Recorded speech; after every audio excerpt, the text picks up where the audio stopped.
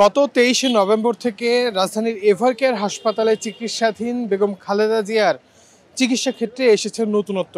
আজকে বেলা 11টা 54 সময়ে রাজধানীর এভারকেয়ার হাসপাতালে লন্ডন থেকে ছুটে এসেছেন তার পুত্রবধূ ডাক্তার জুবাইদা রহমান। এ নিয়ে আমরা কিছুক্ষণ আগে যেমনটি দেখেছি যে এভারকেয়ার হাসপাতালের সামনে নেতাকর্মীদের কিছুটা ভিড় তৈরি হয়েছিল।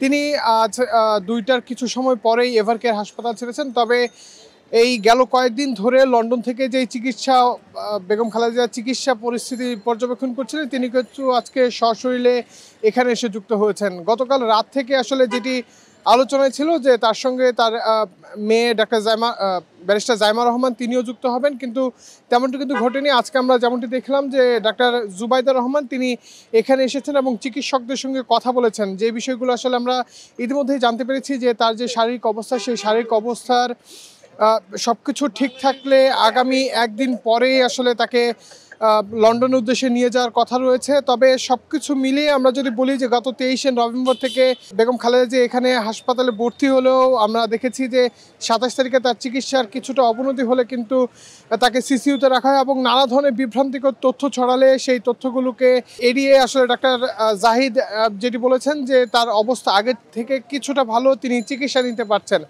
আজকে মির্জা ফখরুল ইসলাম আলমগীরও একটি বিষয় নিশ্চিত করেছেন, যেখানে বলা হয়েছে যে তিনি তার শারীরিক অবস্থার কিছুটা উন্নতি হতে চলেছে এবং সর্বশেষ তিনি যেটি জানিয়েছেন যে কাতার থেকে আসা যে এয়ারলাইন্স, সেই এয়ারলাইন্সের বাংলাদেশে আগমনের পরেই তাকে এখান থেকে নিয়ে যাওয়ার যে বিষয়টি সেটি কিন্তু অনেকটাই নিশ্চিত হয়ে গিয়েছে।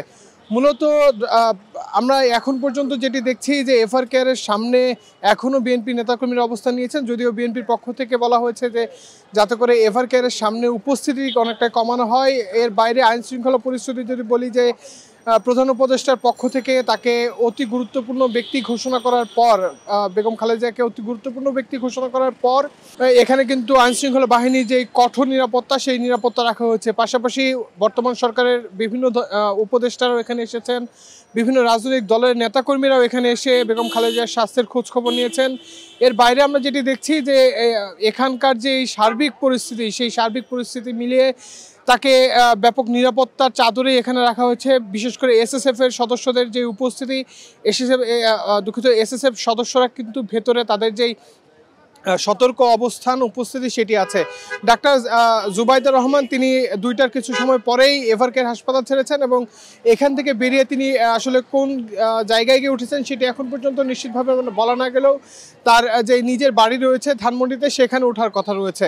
তবে বেগম খালেদা জিয়ার চিকিৎসার ক্ষেত্রে বাংলাদেশ, চীন, যুক্তরাজ্যের যে চিকিৎসকরা এখানে এসে তার যে চিকিৎসা ব্যবস্থা পরিচালনা করছেন, সেখানে কিন্তু আজকে নতুনত্ব তৈরি করেছেন ডাক্তার জুবাইদা রহমান। তিনি সশরীরে এখানে এসে তার যে চিকিৎসা, সেই চিকিৎসার সার্বিক দিক তিনি সরাসরি এখানে পর্যবেক্ষণ করবেন এবং সব কিছু ঠিক থাকলে বেগম খালেদা জিয়াকে আগামী একদিন পরেই বাংলাদেশ থেকে লন্ডন উদ্দেশ্যে নিয়ে যাওয়ার কথা রয়েছে।